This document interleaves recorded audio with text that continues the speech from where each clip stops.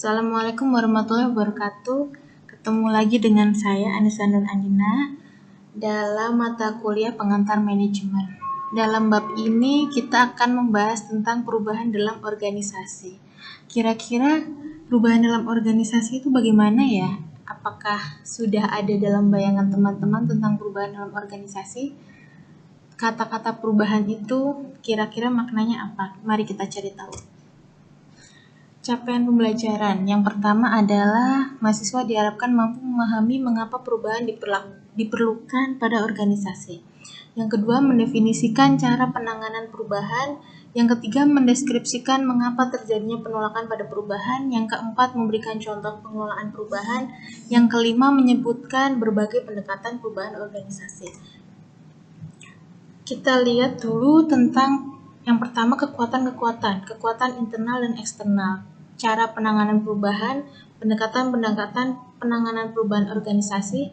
Yang ketiga, penolakan perubahan, reaksi-reaksi terkait dengan perubahan. Yang keempat, proses pengelolaan perubahan. Yang kelima, pendekatan perubahan organisasi. Kekuatan perubahan eksternal. Yang pertama ada kebudayaan. Bagaimana budaya itu bisa menjadi kekuatan perubahan eksternal. Bagaimana budaya itu mempengaruhi perubahan dalam organisasi. Yang kedua, pendidikan. Tingginya tingkat pendidikan karyawan dan manajer dalam sebuah organisasi bisa menjadi kekuatan perubahan eksternal. Karena itu bisa menyangkut pola pikir, bisa menyangkut daya pikir, bisa menyangkut daya tangkap. Yang ketiga, sosial, dan yang keempat, politik. Bagaimana politik itu bisa mempengaruhi bagaimana perubahan kebijakan politik, misalnya saat ada penggantian presiden, atau misalnya ada penggantian gubernur, penggantian yang terkait dalam pemerintahan, yang akhirnya menyebabkan perubahan dalam kebijakan peraturan daerah misalnya, atau peraturan dari pusat. Lalu teknologi yang berkembang dengan sangat pesat, apalagi di era sekarang ini yang dengan canggihnya, yang dengan cepatnya teknologi berubah hanya seperti dalam kedipan mata saja. Yang terakhir adalah ekonomi. Bagaimana ekonomi mempengaruhi dari luar, misalnya terjadi krisis ekonomi. Bagaimana kita menyikapi krisis ekonomi, bagaimana kita melihat itu sebagai sebuah kekuatan, misalnya untuk perubahan, misalnya bagaimana sih bisa bertahan, sebuah organisasi bisa bertahan saat digempur krisis ekonomi. Lalu juga ada kekuatan perubahan internal, kegiatan karyawan, tujuan, strategi, kebijaksanaan dari organisasi, dan teknologi dari dalam. Peranan pengantar perubahan. Individu yang bertanggung jawab atas peranan kepemimpinan dalam proses pengelolaan perubahan.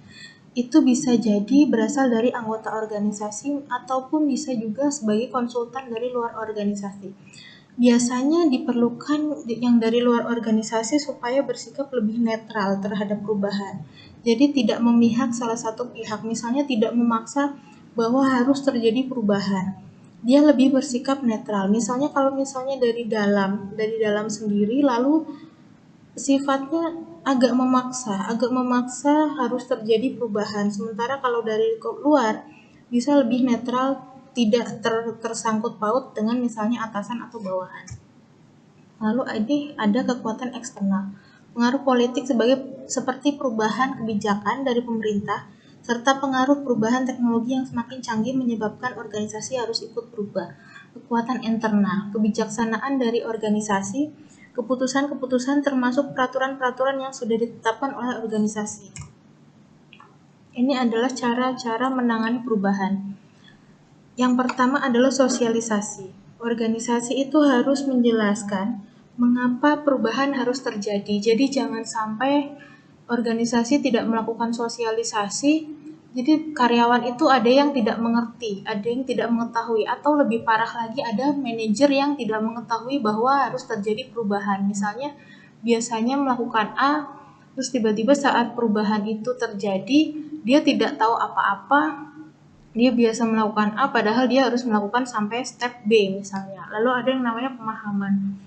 Itu harus memahami mengapa perubahan itu terjadi. Jadi kita harus mengetahui bagaimana atau mengapa sih perubahan itu harus terjadi.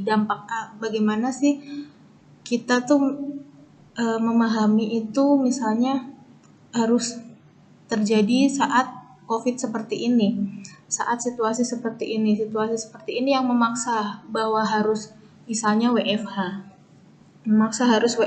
lalu karyawan ada yang masih ngotot, saya masih mau berangkat ke kantor, atau saya masih ingin pergi ke kantor, lalu dia sendiri harus memahami kenapa harus ada WFH, kenapa harus seperti misalnya mahasiswa, kenapa harus belajar di rumah, kenapa tidak boleh berkerumun, kenapa tidak boleh masuk ke dalam kelas bertemu dengan teman-temannya misalnya untuk mencegah penularan COVID. Lalu yang ketiga, implementasi. Implementasi itu poin terpenting supaya perubahan dapat berjalan sesuai dengan rencana.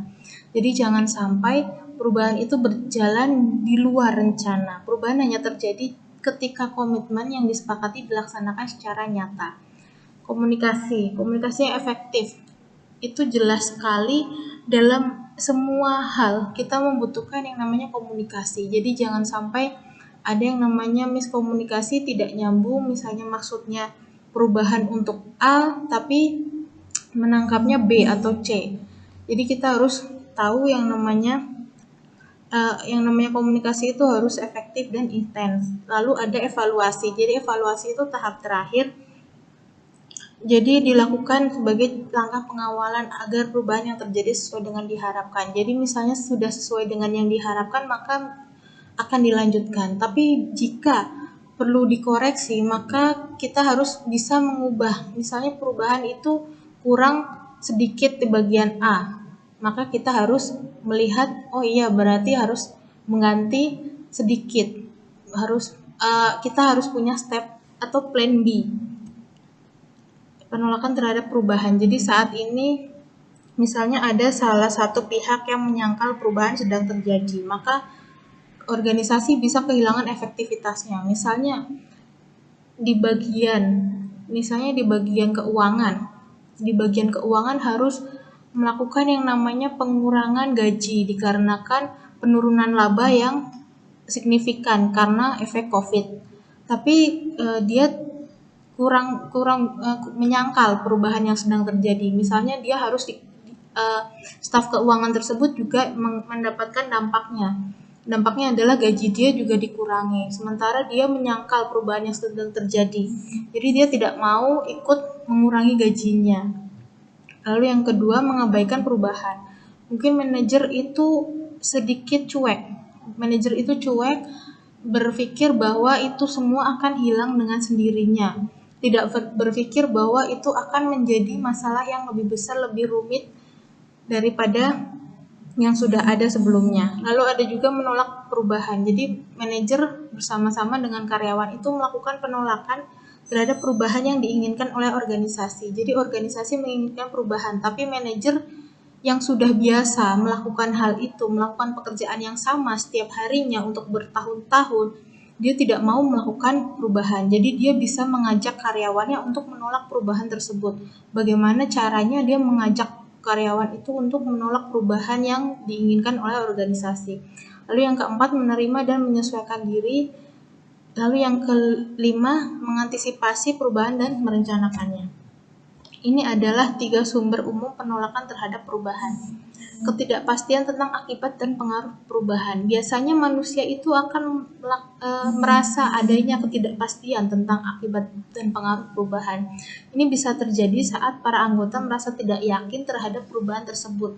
Terlebih jika perubahan tersebut ikut merubah cara mengerjakan pekerjaan dalam organisasi. Misalnya dia biasa menggunakan alat tradisional, lalu tiba-tiba harus melakukan perubahan dalam hal teknologi yang akhirnya menggunakan mesin. Dia tidak tahu cara menggunakannya, dia tidak tahu cara mengoperasikan mesin tersebut. Berarti kan harus dilakukan yang namanya sosialisasi. Selain itu juga ada harus ada yang namanya bagaimana sih mereka itu belajar tentang mesin itu, bagaimana sih karyawan itu memahami tentang mesin itu, cara mengoperasikannya dan segala macam. Lalu ada ketidaksediaan untuk melepaskan keuntungan-keuntungan yang ada. Biasanya ada sekelompok orang yang merasa terancam kedudukannya dengan adanya perubahan. Sekelompok orang ini biasanya sudah mendapatkan keuntungan dari yang biasa mereka lakukan, misalnya pekerjaan-pekerjaan lain atau pekerjaan-pekerjaan sampingan. Tapi begitu adanya perubahan, itu mereka terancam bahwa keuntungan-keuntungan itu akan hilang, keuntungan-keuntungan itu akan musnah. Lalu yang ketiga, pengetahuan akan kelemahan-kelemahan dalam perubahan yang diusulkan. Perbedaan penilaian terhadap situasi perubahan memberikan jenis konflik yang diperlukan bagi manajer untuk membuat usulan perubahan menjadi lebih efektif. Ini juga masuk pada evaluasi. Jadi bagaimana manajer melihat konflik yang timbul untuk ternyata perubahan yang seperti ini tuh tidak cocok untuk organisasi kita. Manajer harus menganalisis juga perubahan seperti apa yang diperlukan atau di bagian mana yang harus dibenahi. Lalu ada penanggulangan penolakan terhadap perubahan. Jadi Kotler dan Schlesinger ada 6 cara penolakan terhadap perubahan. Yang pertama adalah pendidikan dan komunikasi. Lagi-lagi pendidikan dan komunikasi. Itu manajer harus menginformasikan perubahan-perubahan yang direncanakan dan kebutuhan akan perubahan sedini mungkin dalam proses. Partisipasi dan keterlibatan. Jika misalnya penolak dilibatkan dalam perancangan dan implementasi perubahan, maka biasanya penolakan itu akan sedikit bisa diredam. Jadi misalnya penolak itu yang suaranya vokal, yang biasanya kencang untuk menolak, kita libatkan dalam perubahan tersebut. Jadi bagaimana sih kita ajak duduk, kita ajak diskusi tentang ini loh, perubahan ini harus karena A, harus karena B. Lalu penolak itu biasanya kita ajak berdiskusi, kita ajak bekerja sama, kita ajak ngobrol, bisa jadi akan mengikuti. Lalu ada kemudahan dan dukungan. Kemudahan proses perubahan dan pemberian dukungan kepada mereka yang terlibat merupakan cara lain manajer menangani penolakan. Jadi bagaimana kemudahan itu harus dilakukan, kemudahan itu harus diberikan, dan dukungan juga harus diberikan. Jadi manajer menangani penolakan itu dengan baik. Negosiasi dan persetujuan biasanya dilakukan untuk penolak yang potensial, yang seperti tadi saya sebutkan, penolak yang vokal.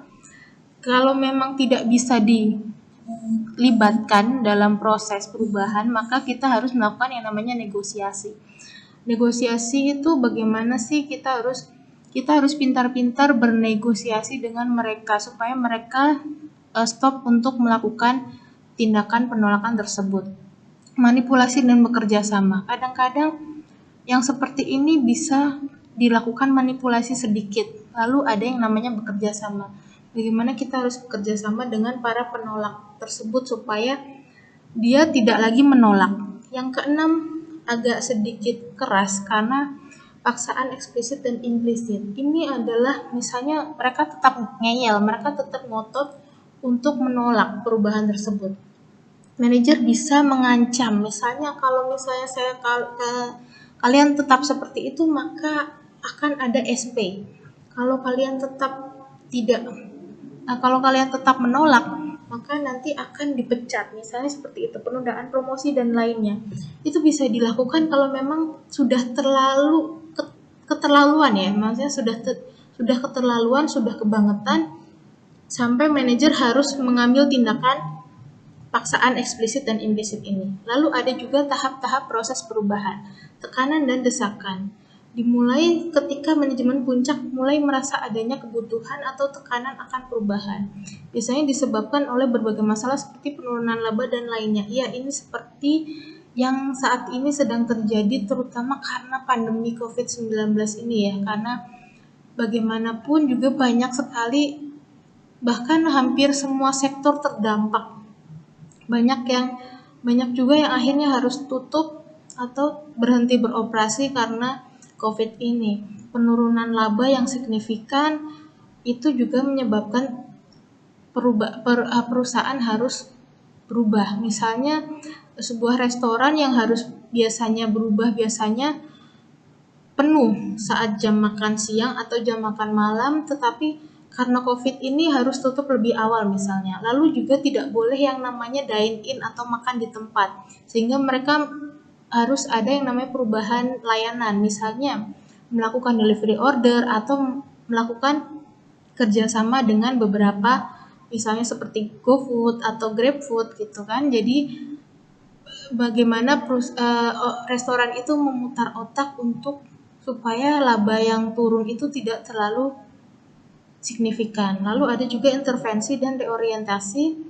Biasanya ini dari luar ya, pengantar perubahan itu dari luar, merumuskan masalah dan memulai proses untuk memusatkan perhatian pada masalah. Misalnya lalu yang ketiga, diagnosa dan pengenalan masalah. Informasi dikumpulkan dan dianalisis oleh pengantar perubahan dan manajemen. Jadi pengantar perubahan itu sudah berkonsultasi dulu dengan manajemen, atau misalnya kebalikannya, manajemen berkonsultasi dengan pengantar perubahan supaya pengantar perubahan ini bisa menerangkan, bisa menyampaikan apa yang dimau perusahaan terhadap karyawan-karyawannya. Lalu yang keempat, penemuan dan komitmen pada penyelesaian. Pengantar perubahan harus memiliki solusi untuk menyelesaikan masalah yang nanti akan timbul. Yang namanya perubahan itu pasti ada yang namanya masalah yang mengikuti di belakangnya. Yang kelima, percobaan dan pencarian hasil-hasil. Penyelesaian yang didapatkan akan diolah dalam program-program berskala kecil dan hasilnya dianalisis. Yang keenam, penguatan dan penerimaan. Biasanya kalau sudah semua, maka tahap terakhir adalah penerimaan. Akhirnya perubahan itu diterima dengan entah itu dengan baik ataupun kurang baik oleh karyawan. Pendekatan perubahan organisasi. Yang pertama adalah pendekatan struktural. Jadi 3 kelompok, yaitu adalah aplikasi-aplikasi prinsip-prinsip perancangan organisasi klasik. Jadi pendekatan ini berusaha untuk memperbaiki penciptaan pembagian kerja yang tepat dari tanggung jawab jabatan para anggota organisasi, pengubahan tentang manajemen, deskripsi jabatan, dan sebagainya.